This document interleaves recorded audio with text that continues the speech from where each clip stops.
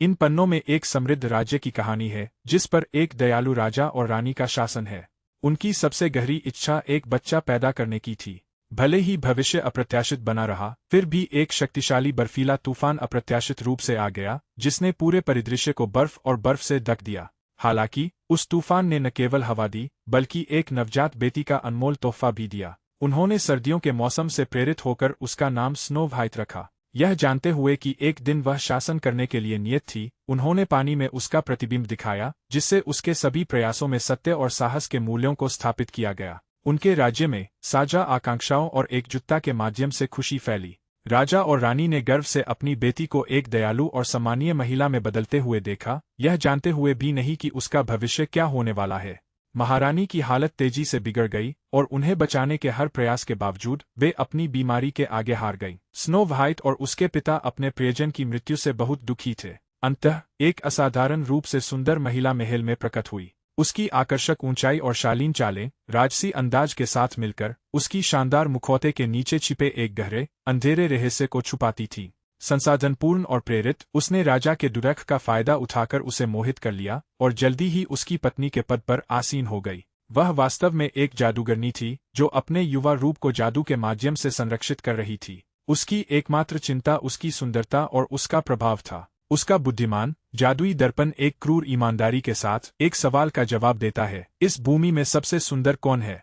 एक सपने में रानी को एक दर्शन प्राप्त हुआ। अपनी क्षमताओं का उपयोग करते हुए उसने दक्षिणी राज्य से उत्पन्न होने वाले एक भयानक खतरे की भविष्यवाणी की। स्नो व्हाइट को उसकी शाही हैसियत से वंचित करते हुए उसने उसे महल की एक सेविका के रूप में पदावनत कर दिया और उसके अपने ही राज्य के अंधकार में उसके अस्तित्व को छुपा दिया। खतरे से प्रेरित होकर राजा उस प्राणी का सामना करने के लिए रवाना हो गया, लेकिन वह फिर कभी नहीं देखा गया। उसके गायब होने के बाद दुष्ट रानी ने सिंहासन पर अपनी पकड़ और मजबूत कर ली। जब तक जादुई दर्पण यह कहता रहा कि रानी सबसे सुंदर है, तब तक युवा राजकुमारी उसकी ईर्ष्या से बची रही।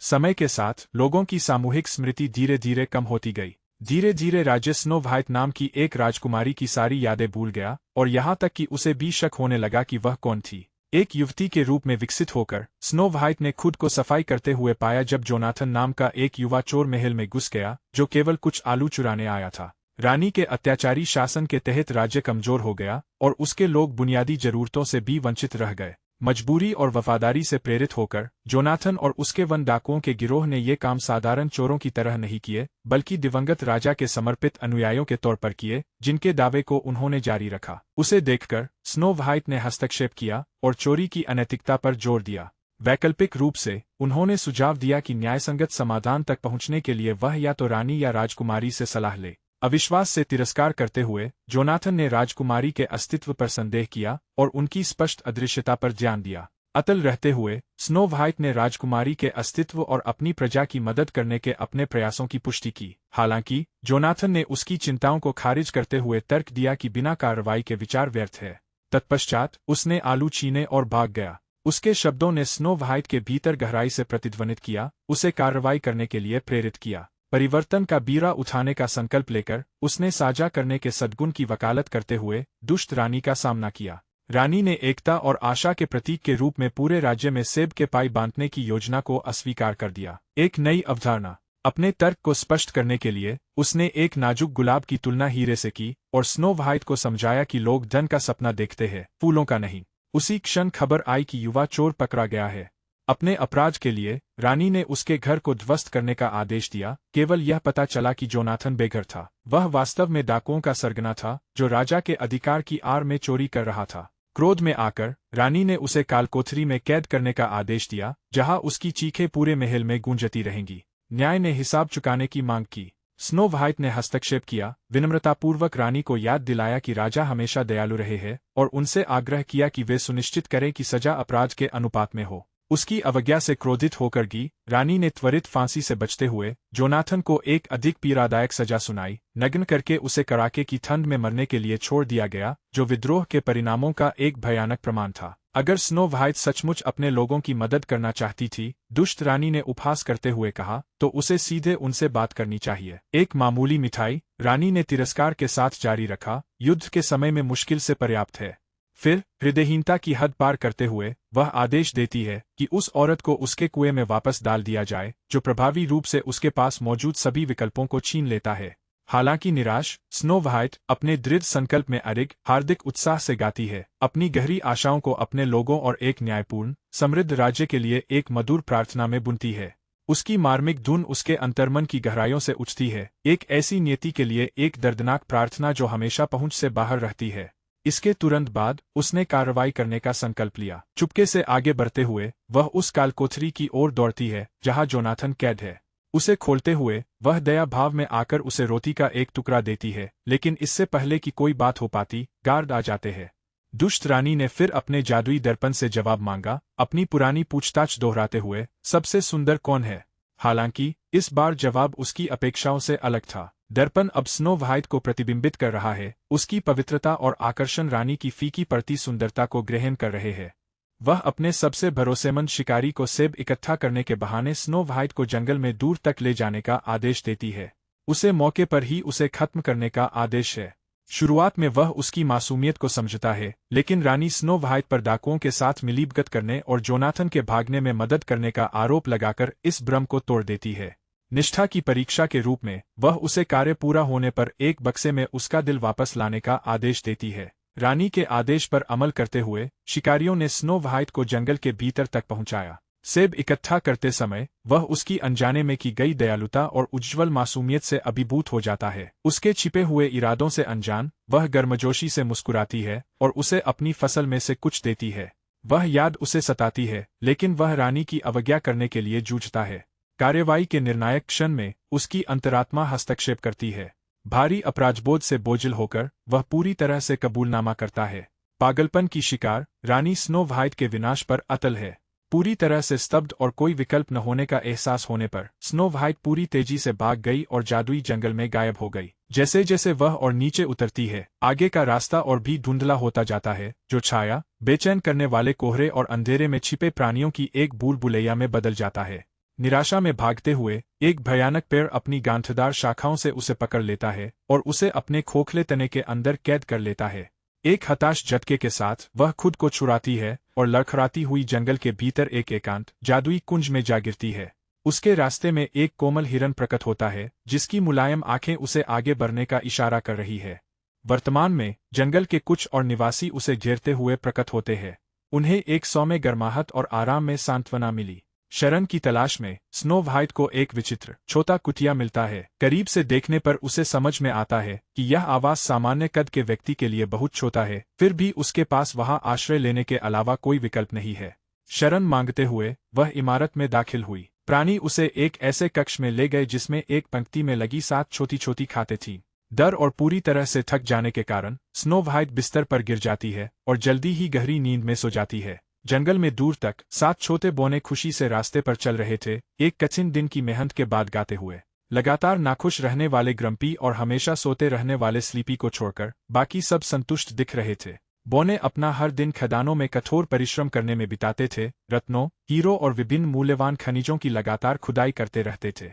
हालांकि उनके व्यक्तित्व विपरीत थे, फिर भी उन्होंने एक असाधारण रूप से मजबूत और कुशल टीम के रूप में काम किया। शर्मीला, घंटों तक मेहनत करने के बाद अचानक उसे एहसास हुआ कि यह रात के खाने का समय हो गया था। खुशी से भरे हुए उन्होंने अपने औजार छोड़ दिए और खुशी खुशी गाते हुए घर की ओर चल दिए। हालांकि पहुंचने पर उन्हें कुछ गड़बड़ महसूस हुई। उनमें दहशत फैल गई और वे तुरंत तितर-बितर हो गए, हर दिशा में भागने लगे। डर से जकड़ा हुआ, हमेशा की तरह बेखबर रहने वाला डोपी वहीं खड़ा रहा। सावधानी से चलते हुए स्नो व्हाइट पास आई और धीरे से उसका नाम पुकारा। इससे पहले कि वह विस्तार से बता पाती, बाकी बचे बौने अपने औजारों से लैस होकर और घुसपैठिए से लड़ने के लिए तैयार होकर तेजी से लौट आए। उसे देखकर वे गतिहीन खड़े रहे, उन्होंने पहले कभी किसी इंसान को नहीं देखा था। असहजता से अभिभूत होकर स्नो व्हाइट ने भागने के बारे में सोचा, लेकिन उसने अपनी पहचान बताने और रानी के हत्या के इरादों को प्रकट करने का संकल्प लिया। हालांकि कुछ बौनों को उस पर दया आई और उन्होंने उसके रहने की वकालत की, लेकिन अन्य लोगों ने उनकी शांत जीवनशैली में व्यवधान पड़ने के डर से असहमति जताई।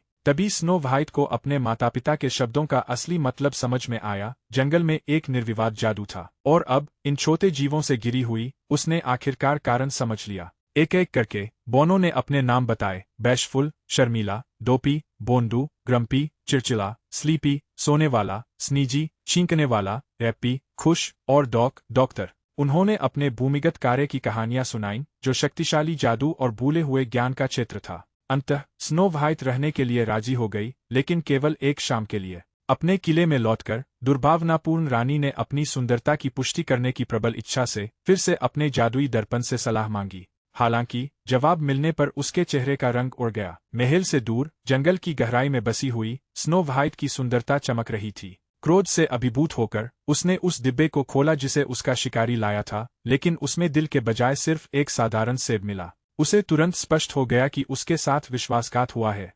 एक बर्फीली आवाज में उसने शिकारी को बुलाया और कसम खाई कि उसकी गद्दारी का बदला लिया जाएगा। अपनी नीति से विनम्र और विवश होकर गी, उसने अपना दंड सुनाए जाने से पहले स्नो व्हाइट के प्रति दया दिखाने के लिए रानी से विनती की। भावहीन चेहरे के साथ रानी ने उसे कालकोठरी में कैद करने का आदेश दिया। तत्काल उसने अपनी सेना को पूरे जंगल की छानबीन करने का आदेश दिया। उनका एकमात्र उपाय स्नो व्हाइट का पता लगाना था, चाहे कितना भी खर्च हो। बोनो की कुटिया में भोर की पहली किरण पड़ते ही क्रोधी तुरंत ही गुस्से में चिल्लाने लगा। उसे यकीन था कि स्नो व्हाइट की लगातार उपस्थिति का मतलब है कि अगर उन्होंने रोमांच की तलाश की तो वे सब बर्बाद हो जाएंगे। इस प्रकार 7 बोनों की हर सुबह की रस्म शुरू हुई, जो हंसी मजाक, छोटी मोटी बहस और दोस्ताना छीनताक्षी से भरी हुई थी। डोपी हमेशा खुद को ज्ञान का केंद्र पाता था, हालांकि दुर्भाग्य से सभी गलत कारणों से उसे उसकी अनाड़ीपन, उसकी बोलने की शैली और उसकी कथित बुद्धि की कमी के कारण उपहास सहना पड़ा। उदास और अलग-थलग होकर डोपी लगातार चिढ़ाने से तंग आकर चुपचाप केबिन से निकल गया। उसके गायब होने का पता चलने पर स्नो व्हाइट ने उसका पीछा किया। उसने उसे बातचीत में शामिल करने की कोशिश की, लेकिन जल्दी ही पता चल गया कि अपनी ही दुनिया में डूबे हुए किसी व्यक्ति के साथ संवाद करना एक चुनौती थी।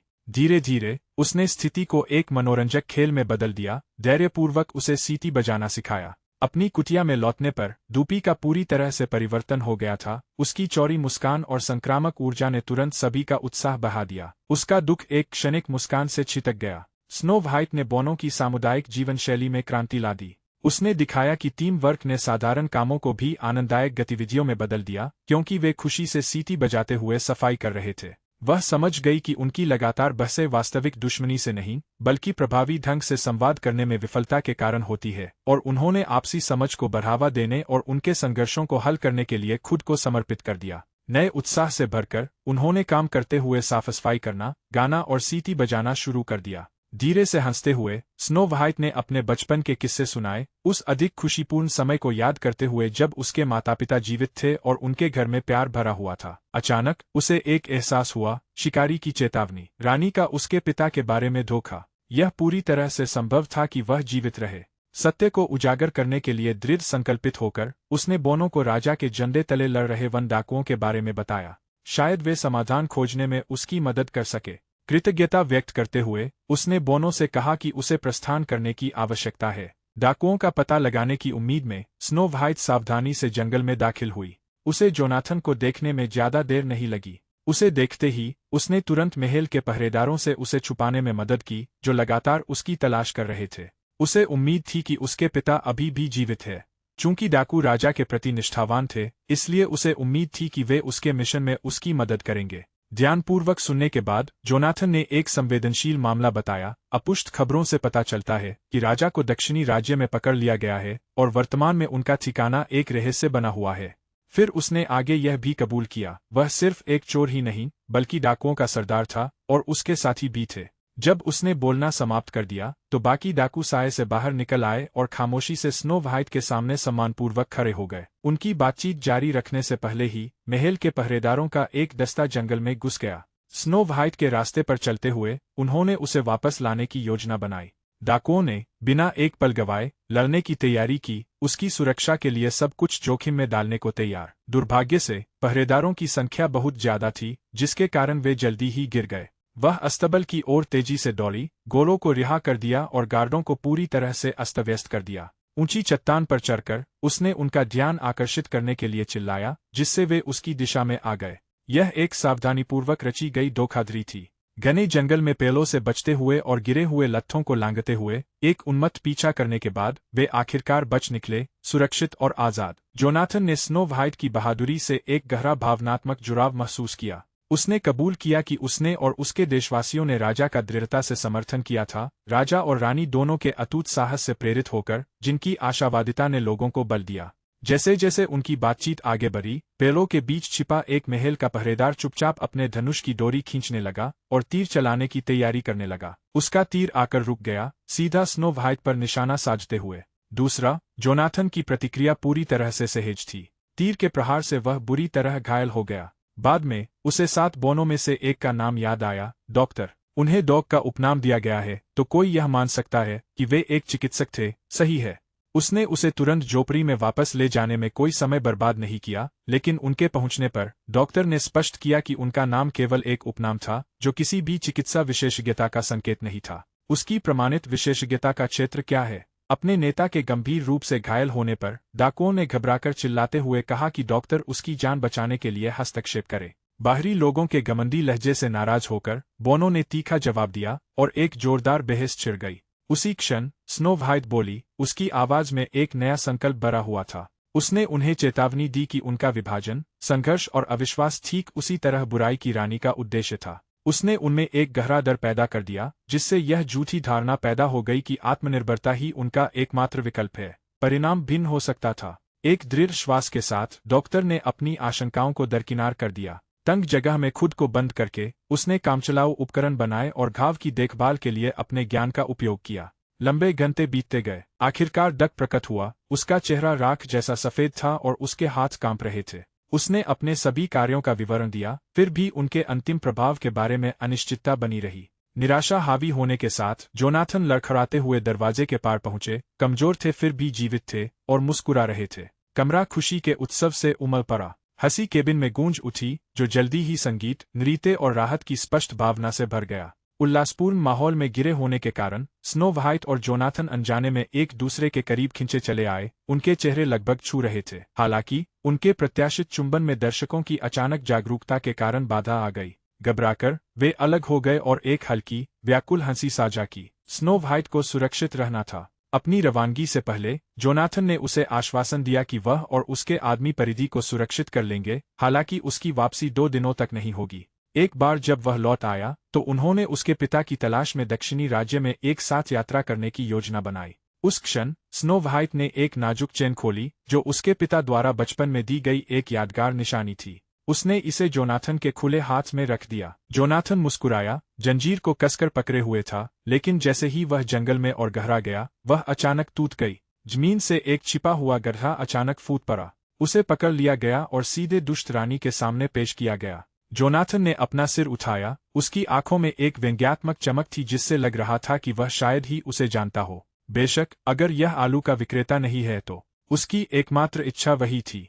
जोनाथन दृढ़ रहे और उन्होंने उसके ठिकाने के बारे में किसी भी जानकारी से इनकार किया। यद्यपि उनकी आवाज दृढ़ और उनके कथन अटल थे, एक सूक्ष्म विवरण ने उनका रहस्य उजागर कर दिया। एक नाजुक चेन, मशाल की रोशनी में चमकती हुई, उनकी गर्दन को सुशोभित कर रही थी। वही चेन जो स्नो व्हाइट ने उन्हें उपहार में दी थी। राजसी शान से रानी आगे बढ़ी। उनकी उंगलियां उस कलाकृति के चारों ओर लिपट गईं।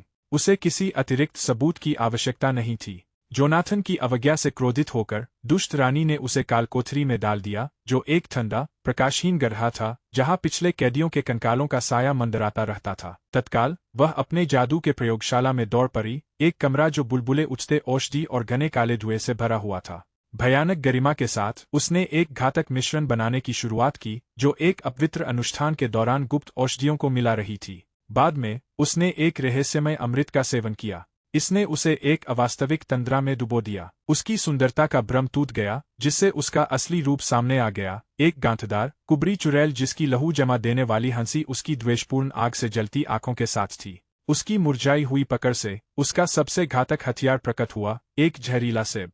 कालकोठरी में कैद जोनाथन ने बेताबी से भागने का रास्ता तलाशा। वह पिछली विफल कोशिशों के कंकालों से गिरा हुआ था। बोने की कुटिया में लौटकर स्नो व्हाइट अपने पिता को खोजने की यात्रा के लिए तैयार हो गई। अनजान की रानी ने अपनी जवाबी रणनीति शुरू कर दी थी और उसे शिकार करने के लिए एक दुर्जय काले कोंडोर, एक नाहवाल, को भेजा था। जादू, जिसे नींद की मौत कहा जाता था, स्नो व्हाइट को हमेशा के लिए सुला देगा, जो केवल सच्चे प्यार के चुंबन से ही टूटेगा। एक संभावना जिसे रानी ने असंभव माना था। बोने के दरवाजे पर दस्तक गूंजी और उसने पाया कि एक झुकी हुई, बूढ़ी महिला उसके दरवाजे पर ठिठुर रही थी। जोनाथन के बारे में जरूरी खबर का दावा करते हुए उसने स्नो व्हाइट की चेन गुमाई, एक दृश्य जिसने उसे डर से भर दिया। तत्काल और निर्णायक रूप से उसने अपने काम छोड़ दिए और उसकी मदद के लिए तैयार हो गई। इससे पहले कि वह भाग पाती, बुढ़िया ने अपनी तीखी नजरों से उसे जकड़ लिया और प्यार से प्रेम की बातें फुसफुसाईं। उसके अनुसार उसके पिता हमेशा यही मानते थे कि प्यार जीवन का सबसे बड़ा खजाना है। अपनी कथित सद्भावना का प्रदर्शन करने के लिए उसने स्नो व्हाइट को एक सेब भेंट किया और यात्रा के दौरान पोषण के लिए इसे खाने की सलाह दी। इस बीच वन के जीव छाया में छिपे देख रहे थे। आसन्न खतरे को भांपते हुए वे बोनों को सतर्क करने के लिए दौड़े। बूढ़ी महिला के पास वापस लौटते हुए उसने स्नो व्हाइट के पिता को याद करते हुए उनके प्रजा के प्रति अटूट दयालुता पर जोर दिया। यह मात्र एक सेब है, उसने समझाया, फिर भी यह उसकी आत्मा का सार समेटे हुए है।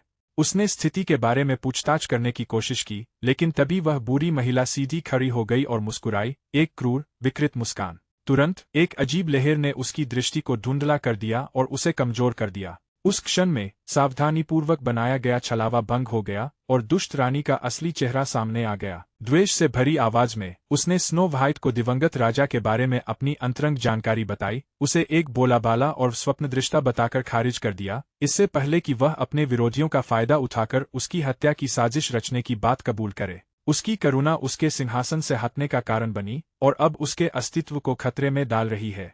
हालांकि उसने सीधे खड़े रहने के लिए संघर्ष किया, स्नो व्हाइट की ऊर्जा क्षीण होती गई, पलकें फड़फड़ाकर बंद हो गईं और वह एक गहरी, जादुई नींद में सो गई। अंतर्वस्तु रानी अंधेरे में समा गई। जब बोने और वन प्राणी आखिरकार पहुंचे, तब तक बहुत देर हो चुकी थी। वे शोक से अभिभूत हो गए। आंखों में आंसू भरकर उन्होंने धीरे से उसे फूलों से ढक दिया और अंत में उसे सुला दिया। उसी क्षण उसे एहसास हुआ कि वह अकेला नहीं है, शिकारी भी मौजूद था। एक साझा दुश्मन से प्रेरित होकर उन्होंने अपनी शक्तियों को मिलाया और एक रणनीति तैयार की। प्रभावी ढंग से सहयोग करते हुए उन्होंने एक भागने का रास्ता खोज निकाला। अपनी आज़ादी मिलने पर जोनाथन तुरंत जंगल में दौड़ पड़ा, जहां उसकी जानवरों से मुलाकात हुई। घबराए हुए वे उसे जल्दी से जंगल के रास्ते बोने की झोपड़ी की ओर ले गए। पूरी तरह से तबाह और पूर्ण विफलता से आश्वस्त होकर वह घुटनों के बल बैठ गया और निराशाजनक उम्मीद से प्रेरित होकर अपनी अपेक्षाओं के बावजूद उसे चूमा। अचानक सब कुछ खुल गया। वे सब जमे हुए थे, पूरी तरह से अविश्वास में स्तब्ध थे। बोने खुशी से दहाड़ पड़े और यहाँ तक कि जानवर भी आनंदमय नृत्य में शामिल हो गए। अभी भी सदमे में स्नो व्हाइट होश में आकर बैठ गई, जीवित तो थी पर दिशाहीन थी। एक गंभीर सच्चाई ने उस पर बोझ डाला, क्योंकि उसने खुलासा किया कि उसके पिता की मृत्यु हो गई है और इसके लिए रानी जिम्मेदार है। मरते समय एक अकेला बर्फ का टुकड़ा धीरे से स्नो व्हाइट की उंगली को छू गया। ऊपर से आई कोमल बारिश एक स्पष्ट शगुन थी, जो उसके भाग्य को अपनाने के अनुकूल क्षण का संकेत दे रही थी। उसका काम अब स्पष्ट रूप से बुरी रानी को चुनौती देना था। साम्राज्य को भय और उत्पीड़न से मुक्त कराओ और वह रानी बने जिसकी उनकी प्रजा हकदार थी, एक ऐसी नेता जो ताकत, करुणा और अटूट सच्चाई से परिभाषित हो। एक अप्रत्याशित घटनाक्रम में हमेशा उपहास का पात्र बनने वाले डोपी ने केंद्र में आकर दर्शकों को आश्चर्यचकित कर दिया।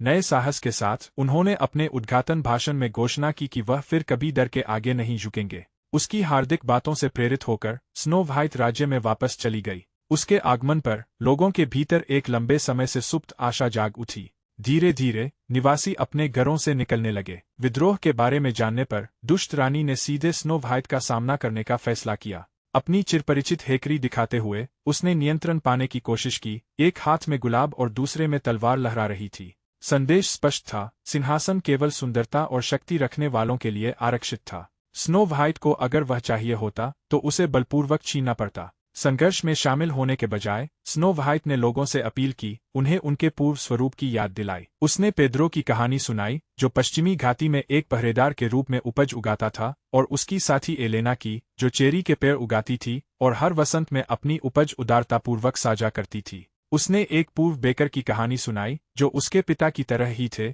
और हमेशा भूखों की मदद करते थे, चाहे वे भुगतान करने में सक्षम हों या न हो। स्नो व्हाइट के शब्दों ने एक हालिया अतीत की याद दिला दी, जहां उनका राज्य दया, न्याय और संरक्षित कुलीनता से फला फूला था, जो साझा यादों के माध्यम से सुलभ था। उन्हें ठीक होने के लिए वही चाहिए था। यह पूरी तरह से बुलाया नहीं गया था। राज्य में एक गहरा बदलाव आया और वहां के लोग नफरत से नहीं, बल्कि दृढ़ विश्वास से प्रेरित होकर एकजुट हो गए। अपनी सत्ता कम होती देख रानी ने स्नो व्हाइट पर अंतिम और हताश हमला किया, लेकिन समय पर डाकुओं के पहुंचने से वह नाकाम हो गई। उनके समूह के एक कुशल क्रॉसबोमैन ने गोली चलाई, जिससे उसकी जान बच गई।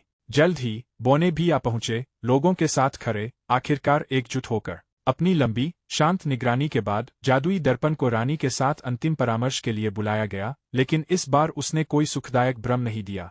यह एक कठोर सत्य उजागर हुआ, उसकी सुंदरता केवल त्वचा तक ही सीमित थी, जो कभी भी उसकी आत्मा को नहीं छू पाई। स्नो व्हाइट में सच्ची सुंदरता आंतरिक रूप से उत्पन्न हुई, जिसने सबसे सुंदर के रूप में उसकी शाश्वत स्थिति सुनिश्चित की। क्रोध से उग्र होकर रानी ने एक दिल दहला देने वाली चीख निकाली, जिससे दर्पण अनगिनत टुकड़ों में टूट गया। फिर उसका आकार विकृत हो गया और वह खुद में ही सिमट गई। रानी का काला जादू अनियंत्रित हो गया और जैसे ही दर्पण के टुकड़े उसे अंदर खींच ले गए, वह हमेशा के लिए गायब हो गई। इस प्रकार एक युवा रानी का शासन शुरू हुआ, जो अच्छाई में अटूट विश्वास रखती थी, अपनी धरती के मूल्यों, सत्य की शक्ति और प्रेम के परिवर्तनकारी प्रभाव के प्रति गहरी समर्पित थी। स्नो व्हाइट के नेतृत्व में राज्य फिर से समृद्ध हुआ। नई उम्मीद के साथ लोग गाए, हंसे और नाचे। उम्मीदों से भरे भविष्य की शुरुआत के साथ जादुई किताब धीरे से बंद हो गई, इस कालातीत कहानी को हमेशा के लिए सुरक्षित रख लिया।